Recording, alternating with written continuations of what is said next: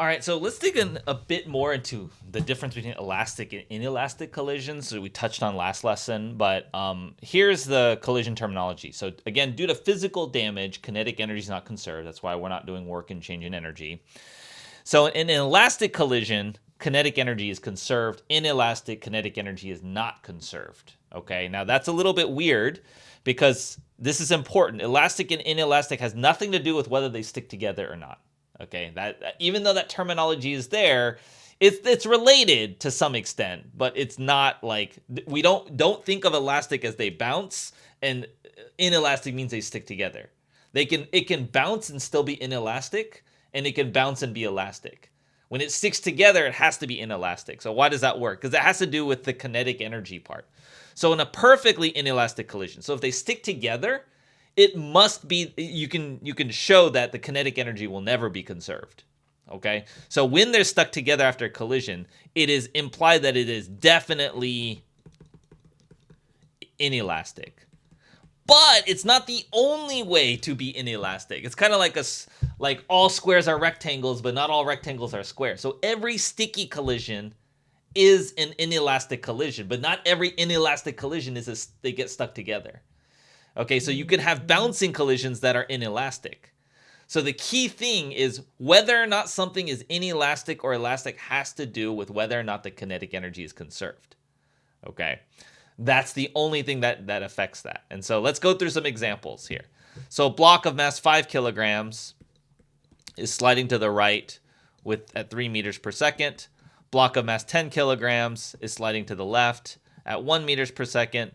The two blocks collide and stick together. What is the speed and the direction of the blocks after they collide? So going back to our linear momentum, we're going to say our system is the two blocks because we're given a choice here. We draw the free body diagram. Because they're moving at constant velocity, there's no horizontal acceleration, so there's only gravity and normal force, mg and normal force. Notice that in the x direction, there are no horizontal forces. So in the x direction, we know for sure that the impulse is 0, which means we know that the initial momentum and final momentum are equal, right? Impulse is the change in momentum. So now we look at the momentum of our system, right? Because we define the system as the two blocks. So that's 5 times, let's make right the positive direction because these are vector calculations we have to do. And then the 10 is moving left at 1, so that's -1. So that is 5. The final momentum is they stick together. So afterwards, the two blocks stick together. Some velocity VF. So that's going to be 15 kilograms, the sum of the two, times VF. And so then by conservation of momentum, that's going to be 5. So VF is going to equal 0.33 meters per second. What is the change in kinetic energy of the two-block system? So what is the kinetic energy before the collision? Is you add the kinetic energy of each object. It's be 1/2 5 times 3 squared. And these are not vector quantities. Remember, the V in kinetic energy is for speed, right? So this is 1/2 times 10 times 1 squared. So this is going to be, just use a calculator for this. I don't know why I'm trying to do this by my hand. 0.5 times 5 times 9 plus about 5. That's 27.5 joules. And then the final kinetic energy is both blocks are moving together at 0.33. So it's going to be 1/2 times 5. The 5 is moving at 0.33 squared. And then the 10 kilogram block is also moving at 0.33 squared. Right? So then you're going to get squared times 0.5 times 5. We get 0.28 joules. And so our change in our kinetic energy, we have different kinetic energies before and after the collision. The change in kinetic energy is we lost some kinetic energy. And again, it's due to the damage that happens, the physical damage. So minus 27.2 joules, like that. Okay, so we lost kinetic energy. So this is definitely inelastic. And it's not inelastic because it's stuck together. Okay, it's inelastic because the kinetic energy was not the same before and after the collision. Okay, let's take a look. We have a block of mass m, slides to the right with a velocity v0. It collides elastically with a block of mass 2m that's at rest.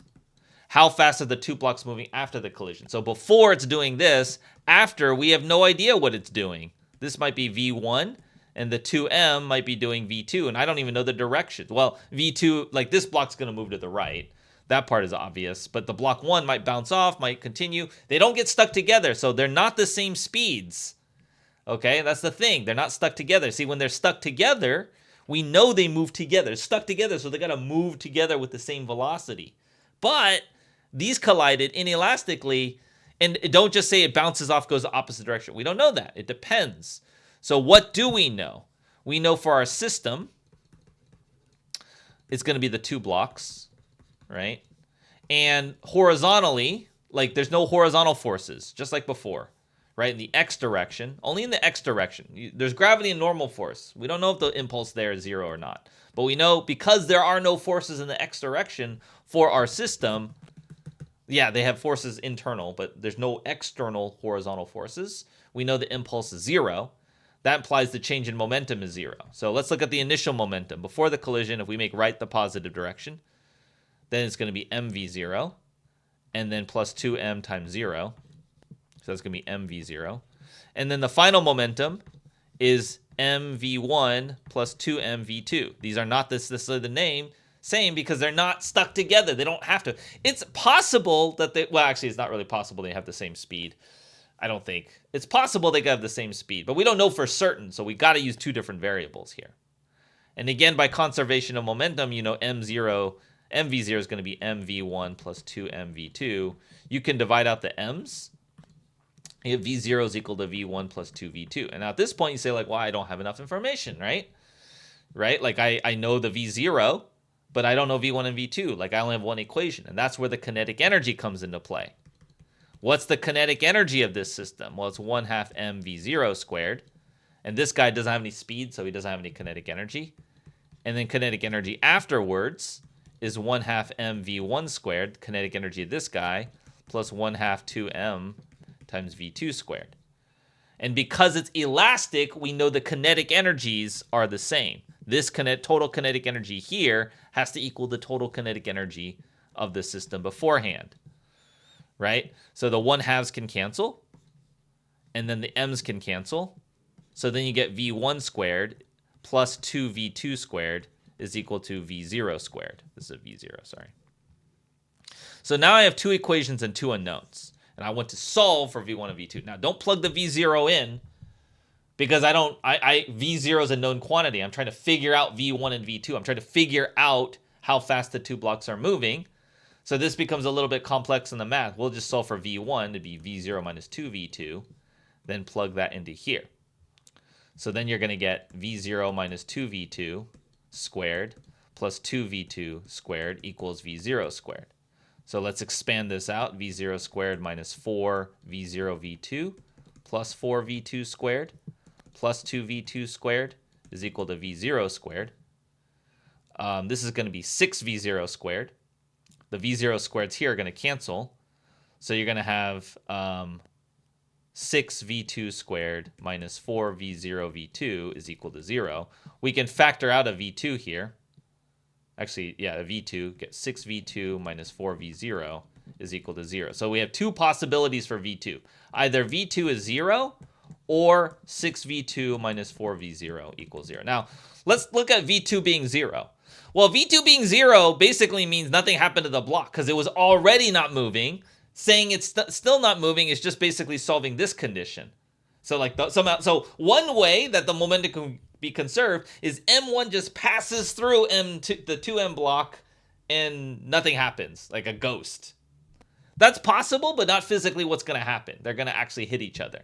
So this is an irrelevant solution. This is like if one were like an image, or like they pass through each other with magic, okay?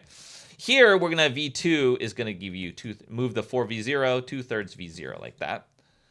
And then now we can go back and solve for v1. v1 is v0 minus 2v2 from up here, right? And so that's going to give you v0 minus 4/3 v0, 2 times this, which is 3/3 minus 4/3, which is minus 1/3 v0. Okay, so that means v2 is moving right, And because V1 is negative, and we said right was positive in our setup, because it's negative, V1 is moving left at a speed of 1/3 V0, and V2 is moving right at 2/3 V0. And so that would be our solution here. How fast are the two blocks moving, and what direction are they moving?